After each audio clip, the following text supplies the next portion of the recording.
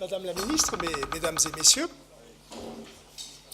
eh bien nous voici réunis à quelques jours du départ d'un fantastique événement qui va se tenir samedi prochain au large de nos côtes, dans le Pertuis d'Antioche, à l'embouchure du fleuve Charente, entre île de Ré et île d'Aix et île d'Oléron.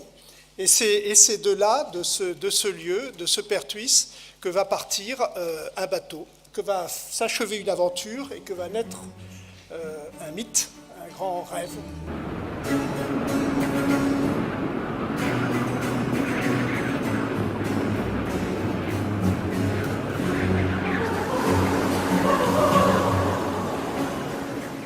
C'est une histoire complètement fabuleuse, puisque finalement, 17 ans et demi après, on lève les yeux, on voit une mâture gigantesque, on voit un bateau équilibré, avec des qualités marines exceptionnelles, d'après ce que m'a dit le commandant. On voit une ferveur populaire touchante. Et puis finalement, on se dit qu'on est très heureux d'avoir participé à la construction du plus beau bateau en bois du monde. Voilà. Alors maintenant, bien, c'est la nouvelle aventure de l'Hermione qui commence. Et franchement, ce qui me reste aussi, c'est cette belle aventure humaine que nous avons vécue tous ensemble, avec mes amis ici présents. Merci. Peut-être Madame la Ministre, parce que je sais que pour vous c'est très important, et ça l'a été, voilà, les jeunes. Allez, venez. Bonsoir Madame la Ministre et tous les participants au projet de l'Hermione.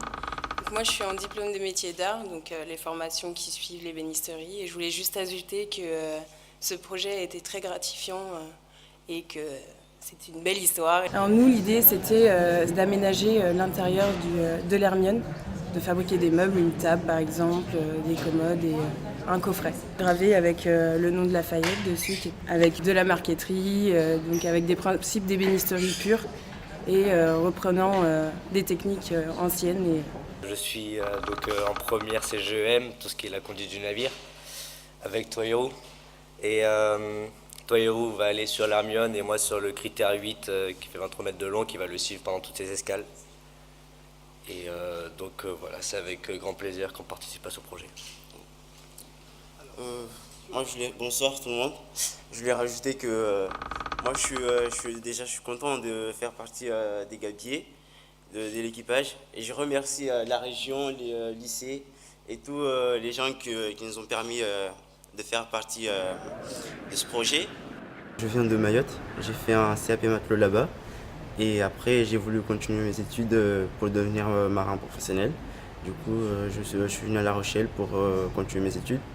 Et ensuite, l'été dernier, les profs m'ont appelé pour me demander si j'étais d'accord pour participer au projet de l'Hermione. J'ai tout de suite accepté, j'ai pas hésité. La vie à bord surtout est impressionnante. C'est ce que je recherche, découvrir d'autres personnes, d'autres cultures et partager la vie à bord. C'est un truc merveilleux.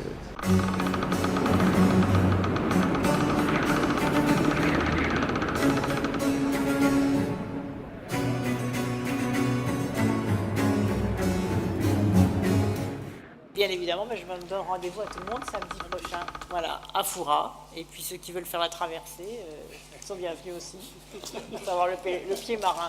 Et ensuite, le jour de la fête nationale américaine, le 4 juillet, à New York, où la frégate de la Liberté va passer devant la Statue de la Liberté. Donc là, vraiment, cette utopie réalisable prendra en plus toute son ampleur, et je pense que ces images vont faire le tour du monde.